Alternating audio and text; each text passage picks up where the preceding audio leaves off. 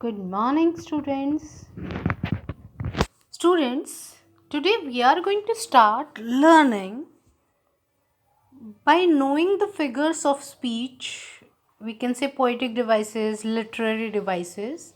Actually, figures of speech are the words, collection of words which are used to beautify the language, beautify the sentence. As I told you before, telling the uses of poetic devices in your first poem, I will explain which poetic devices are there, most important devices, and also tell you and make the things clear. Thereafter, we will discuss the poetic devices used in your first poem or photograph. Let's start, student, with alliteration. First of all, beta, the definition of alliteration is given in front of you. It is the occurrence of same letter or sound at the beginning of adjacent or closely connected words. In simple words, if I tell you that alliteration is the repetition of letters or same sound words at the beginning or closely connected words, it may be the repetition of the same sounding words coming in the beginning of the word or at the end of the word. Like example has been cited in front of you, the alliteration of sweet birds sang. Sweet birds sang. S sound has been repeated in it. Now there are certain examples I would like to share with you. The boy buzzed around as busy as a bee. Boy, B, A, B, B. These sounds have been repeated. Thereafter, Gary grumbly gathered the garbage. G sound has been repeated. Those lazy lizards are lying like lumps in the leaves. L sound has been repeated. There are many examples which are presented in front of you, like bake a big cake with lots of butter and bring it to the birthday bash. Little Larry likes licking the sticky lollipop.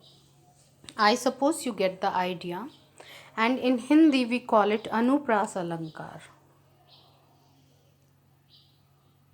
Thereafter comes the next poetic device which is connected to it, and it is repetition. But before discussing the next poetic device, repetition, I would also like to present before you some of the brand names and cartoon characters in which alliteration has been used. Chuck E. Cheese, Coca-Cola, Donald Duck, Mickey Mouse, Peppa Pig, Peter Parker. है ना? You must have heard all these brands and cartoon characters in which you can easily find out the use of alliteration. Our next poetic device, as I told you, is repetition. Repetition is a literary device that repeats the same words or phrases a few times to make an idea clearer and more memorable. There are several types of repetition commonly used in both prose and poetry. We are not going to discuss the types of repetition. We must have the idea what repetition is. Mainly, it is the repetition of words. It is the repetition of phrase which you can find out in your poetry section. Let's have a look at the examples of repetition. If you think you can do it, you can do it. You can do it, you can do it. This is an example of repetition presented before you.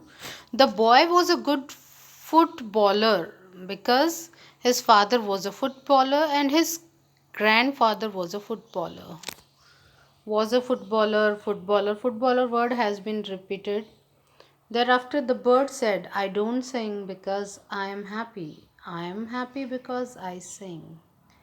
So you can visualize the repetition of letters, phrases. The politicians declared, we will fight, come what may. We will fight on all fronts. We will fight for 1,000 years. The judge commanded, stamping his mallet on the table, order in the court, order in the court. The refugees were crossing into the neighboring country when they saw blood all around, blood on the passageways, blood on the fields, blood on the. So you can see the bolded words are the repetition. I suppose the idea of alliteration and repetition is clear to all of you. Students, let's move on to our next poetic device, and it is personification. Many of you might claim that you know what personification is. But if I talk about personification, actually, students, personification, what definition states? The definition, the attribution of a personal nature or human characteristic to something non-human, or the presentation of an abstract quality in human form. The book provides a sustained account of how literary personification works. First of all, in very simple words, I would like to make it clear. Personification is transferring human activity or human body part to non-living thing. When we transfer human activity or human body part to non-living thing, it is the use of personification. Examples. Before going to other examples, I would like to cite the tree is waving its arms. Tree doesn't have arms. Trees have branches. But we have given human body part, that is arms, so personification is used. If I say leaves are dancing, so leaves can't dance, it is human activity. And if we transfer human activity to non-living thing, same way, it's personification. Here are certain examples. Lightning danced across the sky. Lightning is shown dancing, which is human activity. The wind howled in the night. Wind is shown howling during night, which is human activity. The car complained. Car is shown complaining, human activity. Rita heard the last piece of pie calling her name. The last piece of pie did the act of calling Rita's name, which is impossible. So it's human action which is transferred to pi. My alarm clock yells, yells means shouts at me to get out of bed every morning. Clock is shown yelling, shouting, which is human action. So personification has been used. The door protested as it opened slowly. The door is shown protesting, which is human action. So the poetic device is personification. My house is a friend who protects me. House is a friend. House does the work of protection, human action. I suppose personification is also clear to all of you. Students, actually finding out figures of speech, poetic devices is quite interesting, and knowing these devices is also quite interesting. um, you can practice all these devices at home, talking with your parents, talking with your friends, talking with your siblings. you can easily convey it to everyone. And in Hindi we call it uh, manvikaran alankar, and repetition is called punrukti prakash alankar. Thereafter, move on to next. It is quite important to learn transferred epithet, next poetic device, which is quite similar to personification, but it's not similar. I would like to tell you the actual meaning of transferred epithet. Actually, in front of you there are certain examples of this poetic device, but as I told you, in personification we transferred human actions and human body part to non-living thing or non-human things, है ना? But in transferred epithet we actually transfer human emotions to non-living things.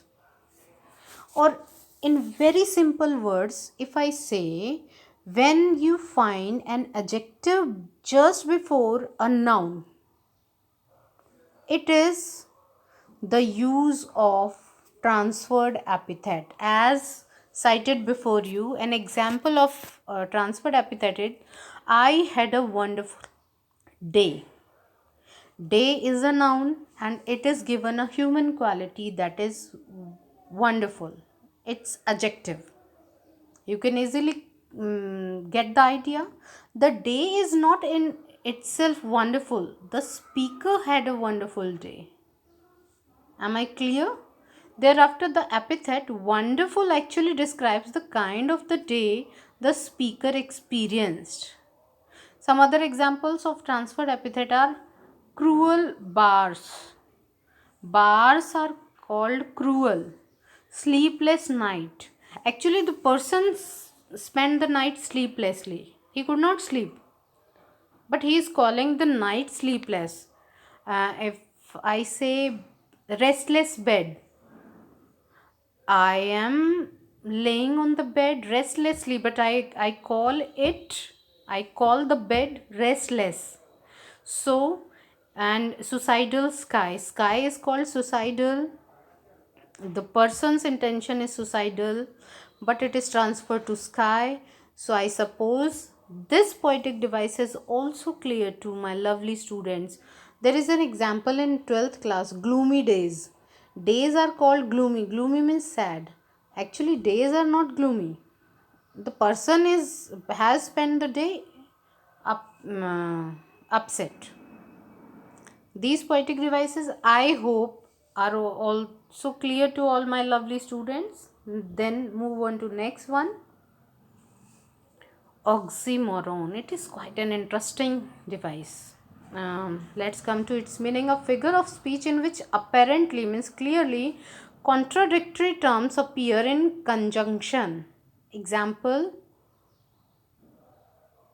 faith, unfaithful, kept him falsely true. Faith and unfaithful. These two are completely opposite words. When opposite words are used together in a poetic device, in a line, it is oxymoron. Falsely true. False भी कह रहे हैं और true भी कह रहे हैं. These two are opposite words. Now come to certain examples of oxymoron. These are many examples which become common phrases. Controlled chaos. Chaos itself is uncontrolled, but it is calling controlled chaos. Kill with kindness. Killing can't be kind. Killing and kindness. Old news. Small giant.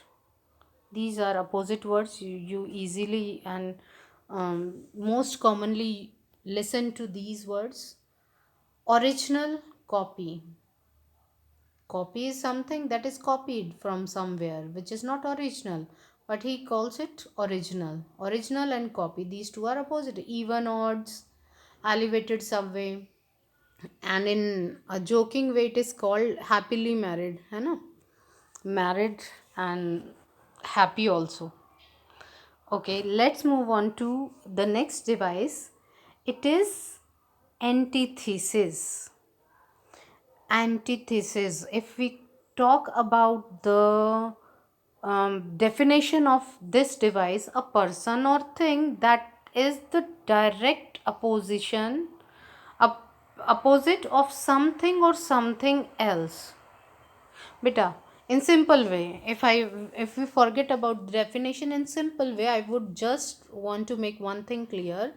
Uh, we usually get confused in oxymoron and antithesis.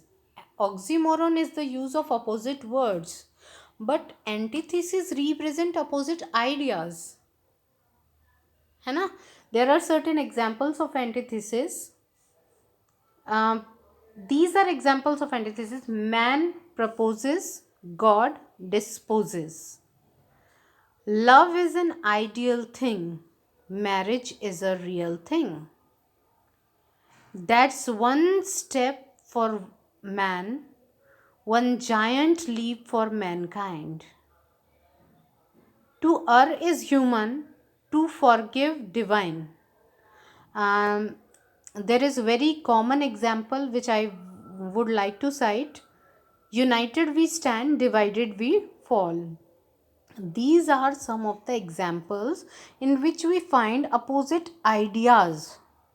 When ideas are opposite, these are the examples of antithesis, and when opposite words are used, these are the uses of antithesis, oxymoron.